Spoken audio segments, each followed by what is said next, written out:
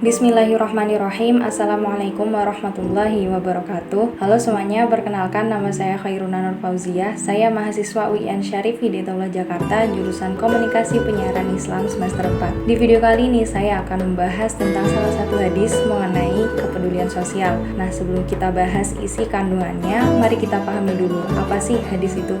Hadis secara bahasa yaitu memiliki arti yang baru atau jadidun, yang dekat atau qoribun, dan warta atau berita khobarun. Sedangkan secara istilah hadis adalah aqwaluhu sallallahu alaihi wasallam wa afaluhu wa ahwaluhu, yaitu segala ucapan Nabi sallallahu alaihi wasallam, segala perbuatan serta keadaan atau perilaku beliau. Hadis dalam hukum Islam memiliki posisi sebagai masdarun tsani atau sumber kedua setelah Al-Quran. Nah, ia berfungsi sebagai penjelas dan penyempurna ajaran-ajaran Islam yang dijelaskan secara global dalam Al-Quran. Secara umum, setidaknya ada 5 unsur dalam suatu hadis, suatu riwayat, sehingga riwayat tersebut dapat dikatakan sebagai hadis. Nah, 5 unsur tersebut yaitu rawi, sanad, mukharrij, syahul ada, dan matan hadis. Oke, kita perjelas satu persatu dari 5 unsur tersebut. Yang pertama, rawi. Rawi merupakan informan yang menyampaikan hadis dari Nabi Muhammad SAW yang terdiri atas sahabat, tabi'in, tabi'ut tabi'in, dan seterusnya.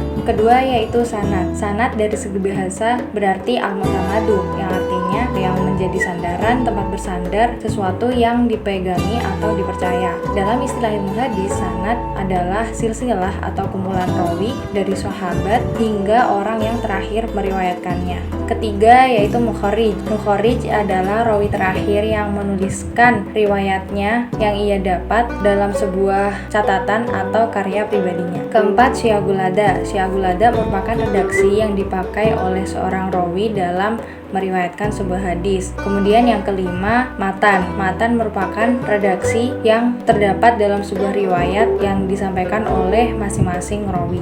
Nah, untuk mempermudah memahaminya, kita langsung saja ke contoh hadisnya. Nah, kita pakai hadis yang nanti juga akan saya bahas tentang isi kandungannya, yaitu hadis tentang kepedulian sosial dengan memperhatikan kesulitan orang lain.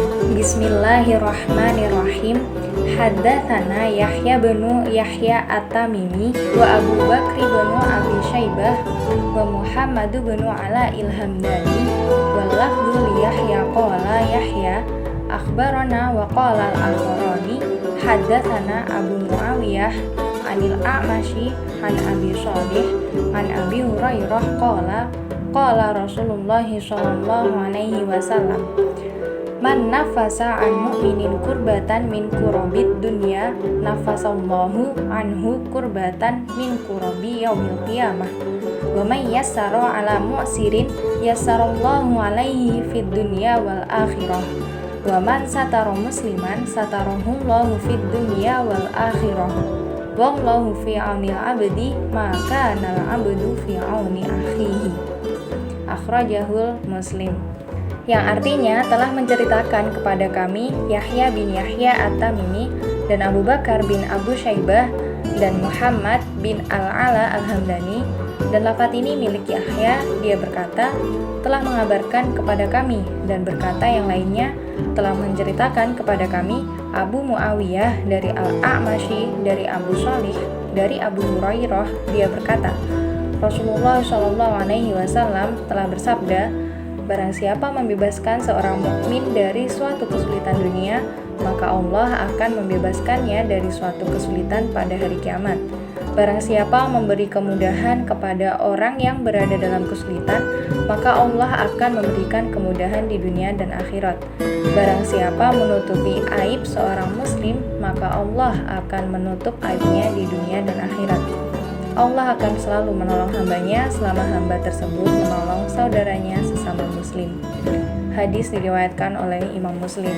Nah, dari hadis tadi, nama-nama seperti Yahya bin Yahya At-Tamimi, Abu Bakar bin Abu Syaibah, Muhammad bin Al-Ala Al-Hamdani, Abu Muawiyah, Al-A'mashi, Abu Shalih, dan Abu Hurairah merupakan rawi dalam hadis tersebut. Sedangkan silsilah atau kumpulan nama-nama rawi dari Yahya bin Yahya At-Tamimi hingga kepada Abu Hurairah merupakan sanad. Kemudian akhrajahul Muslim, yang yang bisa dimaknai juga dengan diriwayatkan oleh Imam Muslim. Nah, Imam Muslim di sini berstatus sebagai mukharrij atau rawi terakhir yang membukukan hadis ini dalam karya tulisnya yang berupa kitab, yaitu kitab Sahih Muslim. Adapun yang termasuk kategori syagul ada dalam hadis tersebut yaitu seperti lafaz-lafaz hadatsana, qala, an, akhbarna, dan lain-lain. Kemudian matan hadis tersebut terdapat pada redaksi man nafasa'an mu'minin kurbatan min kurabid dunya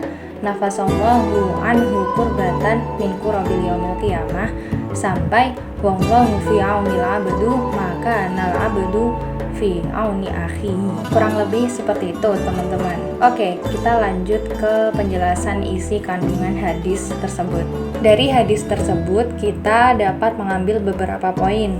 Yang pertama, kita dianjurkan untuk melepaskan berbagai kesulitan atau kesusahan yang dialami oleh orang mukmin. Nah, melepaskan di sini maksudnya kita dianjurkan untuk membantu menghilangkan kesulitan atau kesusahan yang dialami oleh orang mukmin yang lain. Poin yang kedua yaitu kita dianjurkan untuk melonggarkan atau mengurangi kesusahan yang dialami oleh orang lain. Jadi, ketika ada seseorang yang sedang mengalami kesulitan, maka kita sebagai muslim hendaknya ikut membantu mengurangi kesulitan yang dialami orang tersebut sesuai dengan kemampuan yang kita miliki.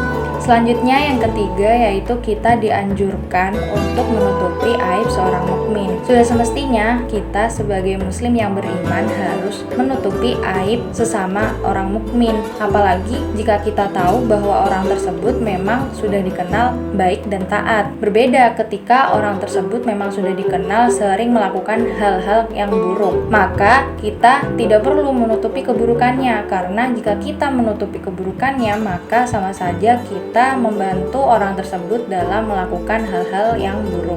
Kemudian poin yang terakhir, Allah Subhanahu wa taala senantiasa menolong hambanya selama hamba tersebut menolong saudara sesama muslimnya.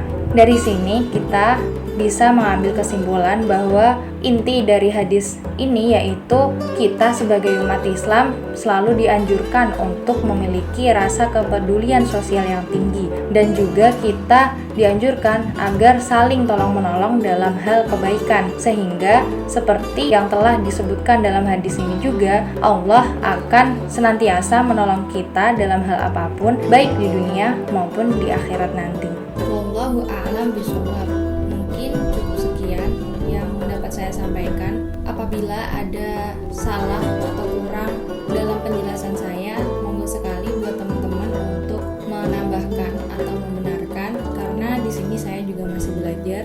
Dan terima kasih untuk teman-teman yang sudah menginvestasikan waktunya untuk menonton video ini sampai akhir. Jika kalian suka video ini, silakan klik tombol like, dan jika kalian merasa video ini bermanfaat, silakan share ke teman-teman kalian. Sekali lagi terima kasih. Wassalamualaikum warahmatullahi wabarakatuh. Sampai jumpa.